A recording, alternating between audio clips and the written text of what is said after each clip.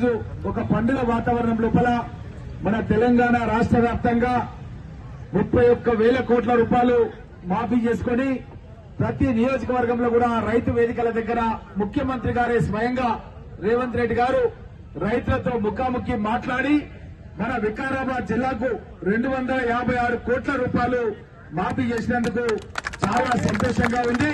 ఇది ఈ రోజు సంబంధించినటువంటి మాఫీనే. ఇంకా మీకు అందరికి తెలుసు, ఈ నెల ఆఖరి వరకల్లా మనందరికీ కూడా 1,50,000 రూపాయల వరకు మాఫీ చేయడం జరుగుతుంది. 15 ఆగస్టు కల్లా 2 లక్షల రూపాయలు కూడా మాఫీ చేయడం జరుగుతుంది.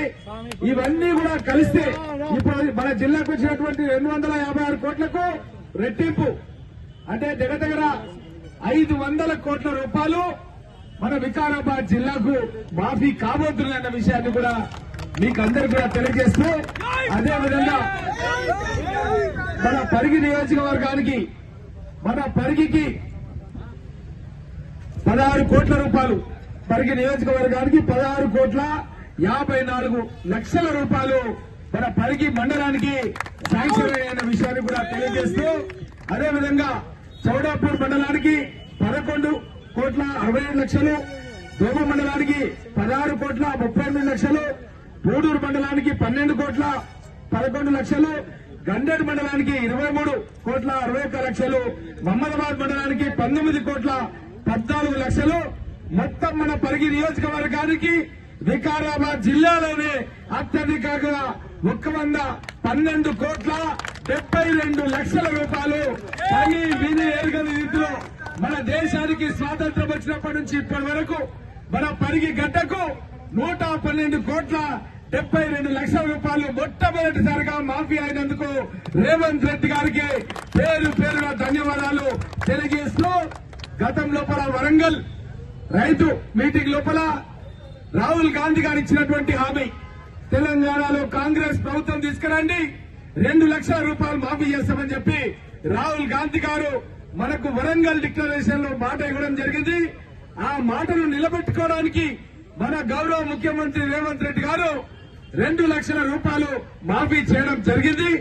ఇంకా ఇదే కాకుండా వివిధ సంక్షేమ పథకాలకు మీకు తెలుసు, ప్రభుత్వం రాగానే మహిళా సోదరిమణులకు ఉచిత ఆర్టీసీ బస్సులో ప్రయాణం కల్పించడం జరిగింది. ఇంటింటికి కరెంటు ఉచితంగా ఇవ్వడం జరుగుతుంది. ఇదే కాకుండా మీకందరికీ తెలుసు, గ్యాస్ సిలిండర్ కూడా 500 రూపాయలకి ఇవ్వడం జరుగుతుంది.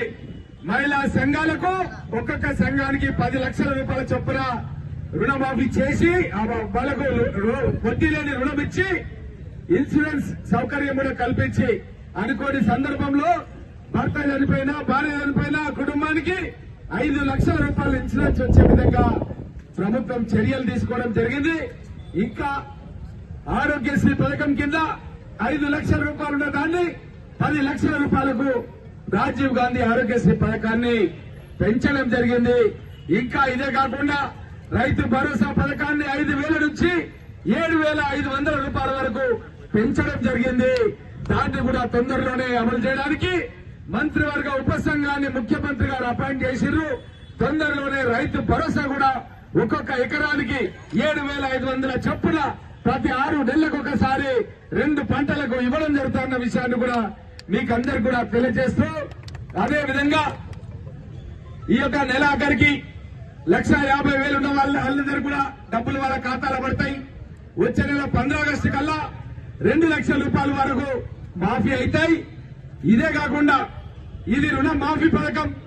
రుణమాఫీ అయిన తర్వాత ఇక్కడ ఉన్నట్టు కాంగ్రెస్ పార్టీ ముఖ్య నాయకులు కార్యకర్తలందరూ కూడా విన్నపం, ప్రతి రైతు వేదిక దగ్గర వ్యవసాయ శాఖ అధికారులను పెట్టడం జరిగింది.